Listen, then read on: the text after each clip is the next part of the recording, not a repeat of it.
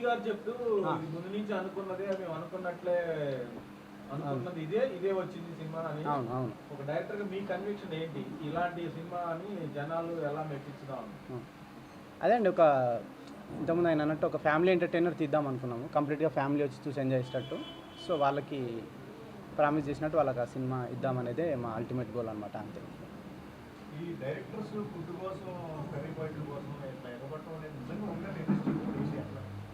అంటే ఒక 10 years back ఉండేది కదా, మేబీ కొంచెం ఫన్ వస్తుందని ఆ టైంలో అట్లా పెట్టింది అది. గలీజ్ అనే పదం బాగా వాడారు, దాని ఫ్లోలో ఎక్కువ అవుతుంది కదా, ప్రిపేర్ అయ్యే పెట్టుకున్నారు. ఓకే, అంతే కదా. గలీజ్ అనే పదం మీ సినిమా పైన కూడా వచ్చే ఛాన్స్ తెలుసు అండి, తెలుసు. మనం తమ్నేలే అది వస్తుందని తెలుసు నాకు.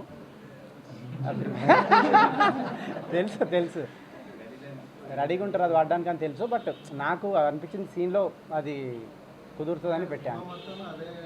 అవునవును అంతే. అంటే క్యారెక్టర్ ఏం మాట్లాడుతూ దానికి తగ్గట్టే చేసింది అంతే. ఓన్లీ వన్ లైనర్స్ మీద ఎక్కువ కాన్సన్ట్రేట్ చేయడం అనేది డైరెక్టర్గా మీకున్న లైనర్స్ బాగున్నాయి. అవును, మిగతా ఎలిమెంట్స్ మిస్ అవుతున్నాయి కదా అనిపించలేదా? అట్లేం ఉండదండి, అన్ని ఎలిమెంట్స్ ఉంటాయి, కానీ ఇవి ఎక్కువ అయ్యేసరికి మీకు ఇవి తక్కువైనట్టు అనిపిస్తుంది అంతే. నేను సెటర్ అయ్యలేదు, మామూలుగా చెప్పినా నేను.